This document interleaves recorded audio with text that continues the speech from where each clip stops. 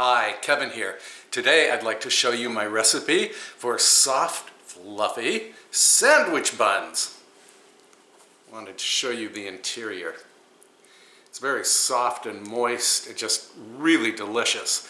Anyway, these are perfect for, obviously, sandwiches. Hi, Tiger. That's my cat. Yeah, they're perfect for sandwiches and hamburgers and for toasting and topping with butter and good jam. All right, so the first thing you need is 1 cup of water, and I put this in a 2-cup glass measure. Then add 3 tablespoons of milk.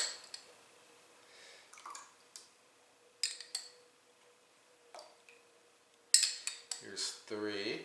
Yeah, the milk is going to contribute to the sandwich bun's softness. Then I'm going to put this in the microwave and heat it just up to about 110 degrees Fahrenheit.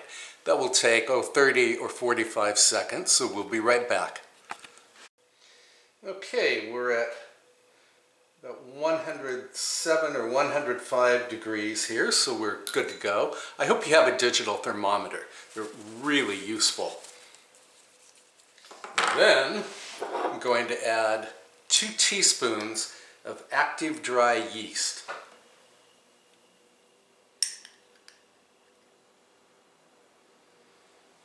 I'm also going to add 3 tablespoons of regular granulated sugar. So these sandwich buns have a slight sweetness to them. Just delicious. And then whisk everything together. And then set this aside for about 5 minutes or until it becomes foamy. Meanwhile, we can move on to the flour mixture. All right, so I will be mixing the dough with my stand mixer today. And what I have here is 3 cups of bread flour. And I did weigh that, and it's 422 grams. And then I'm going to add 1/3 cup of regular all-purpose or plain flour. And I should weigh this as well. I think it's 54 grams. Yep, 54 grams. Okay, I can take away the scale. Yeah, I think it's really helpful to have a kitchen scale, because when you're measuring flour, very often you want the weight measurement rather than the volume measurement. Okay, and then I'm going to add 1½ teaspoons of salt. Whisk that in. And then, here's the fun part. Roll up your sleeves, because we're going to add 3 tablespoons of unsalted butter. And this is at room temperature. And then you roll up your sleeves because you need to rub the butter and the flour together. Just rub with your fingers. It's kind of like making biscuit dough or pie crust. You don't need to be overly thorough here. You just want the flour to look a little crumbly. If I hold it this way, if you can see better.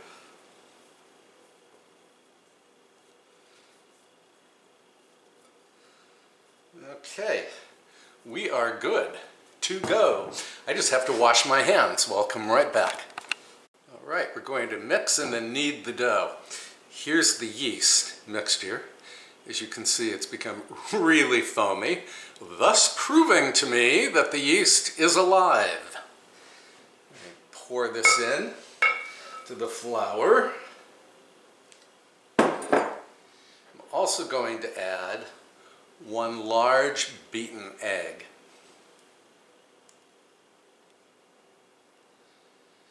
In you go. And then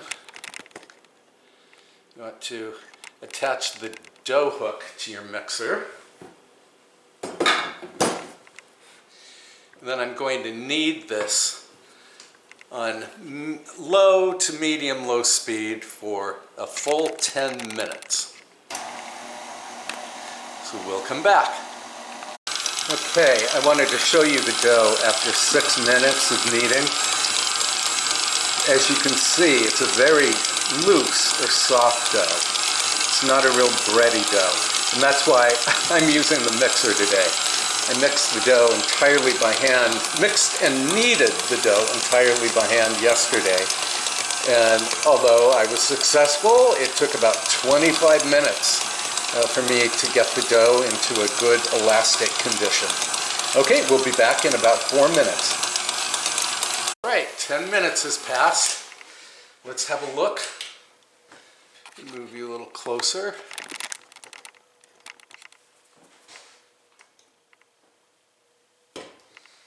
Okay, now this is, actually it's not too sticky.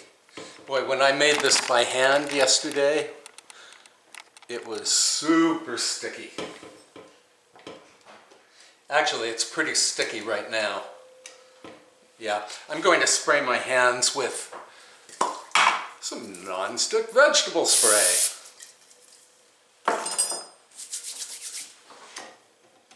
We'll show this dough who's boss. Okay, and then bring you down to the marble board. And then, with your greased fingers, scoop the dough onto the board. Actually, I'm going to grease the board a little.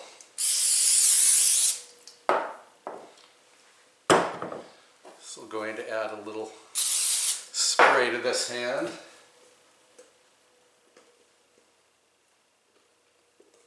Yeah, it's a very soft, sticky dough. Here we go. And then use my handy scraping gadget here, because I want to get all of this dough out of the bowl. And there it is.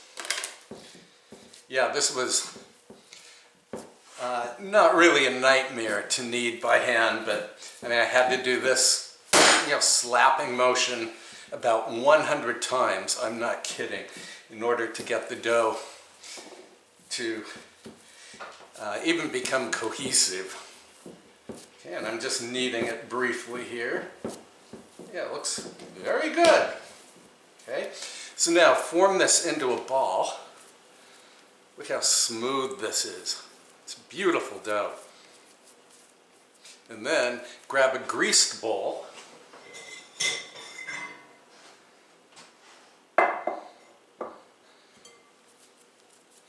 Drop the dough top side down, flip it to grease the other side, and probably we don't even need any of the grease in this bowl because there's enough butter in the dough to keep it from sticking. So then, cover the bowl with cling film and set this in a warm spot until the dough doubles in volume. That's going to take 90 minutes to 2 hours, so of course we will come back.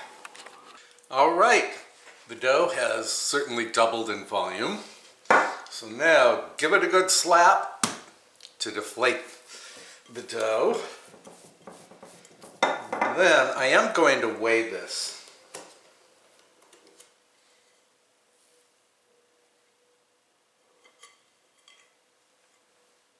Okay, so that's 834 grams, and then divided by 8, because I will be making 8 rolls.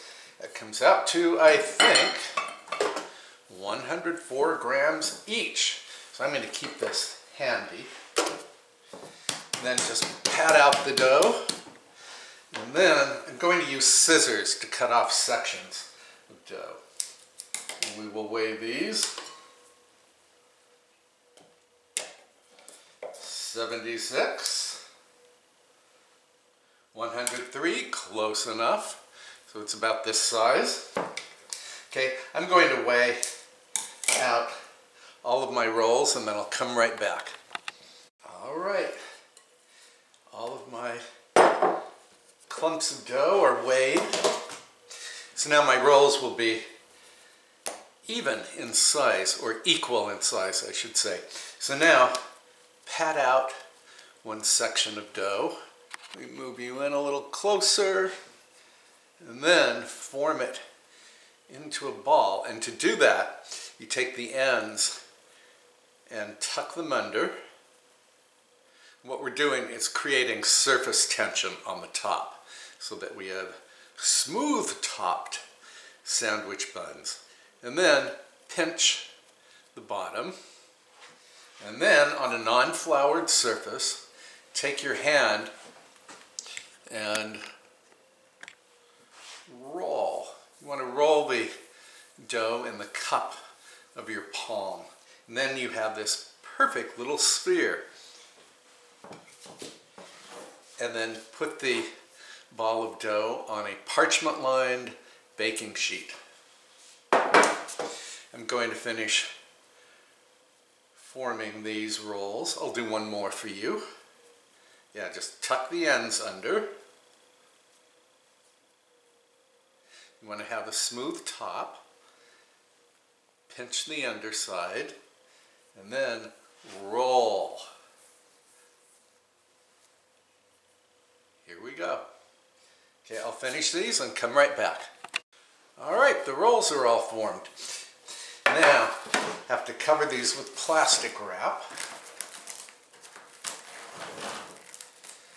And to make sure that the plastic wrap doesn't stick to the dough, I'm going to spray it with vegetable spray. And then flip the plastic and just drape it over the top. You don't want to seal it because you want the rolls to be able to rise unencumbered, and the vegetable spray will keep the plastic from sticking to the rolls. Okay, then I'm going to let these rest until we've doubled in volume. Meanwhile, preheat the oven to 400 degrees Fahrenheit, and if you want, you can place a shallow pan of water on the floor of the oven and let this preheat with the oven. The water should come to a boil, and the idea here is to create steam in the oven and create a crisp top on the sandwich buns. However, the steam doesn't always work, so if you want to omit the water, go right ahead. Okay, we'll be back. All right, the sandwich buns have doubled in size. That took about 40 minutes. Now I'm going to paint them with an egg wash. This is one large egg whisked with 1 teaspoon of water. And what this will do is give the buns a nice glossy bronze top. Okay. And I will finish painting these and then I will come right back. Actually, I'm back already because I wanted to tell you that my oven is preheated to 400 degrees, and the pan of water that I put on the bottom of the oven is at a full boil. So the oven is filled with steam. Okay. Trying to work quickly here.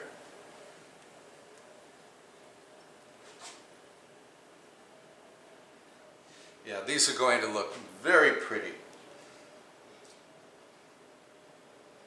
And then one final little touch. So I'm going to top the buns with some poppy seeds.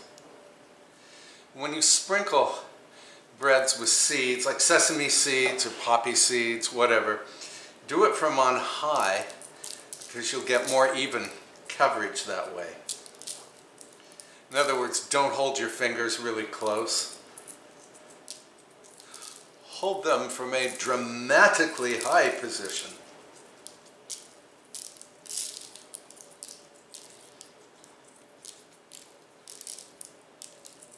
course, I'm spilling a lot of these seeds right out of the jar. It's a brand new jar, so it's very full.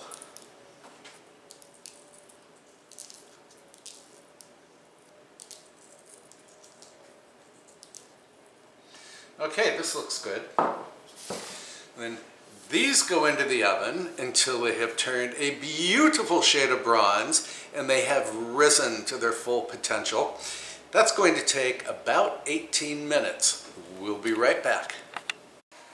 Okay, here are the sandwich buns, all bronze and beautiful. Yeah, I think the steam did make them become a little crusty. So I have this baking sheet sitting on a wire rack right here. And I'm going to let the sandwich buns cool, and then we can have a taste of one. All right, it's time for a taste. Okay, I have my emotional support butter here. And I've split one of the buns.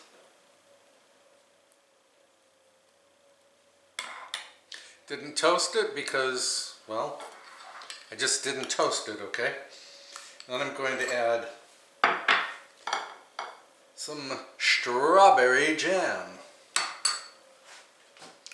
Bon appetit.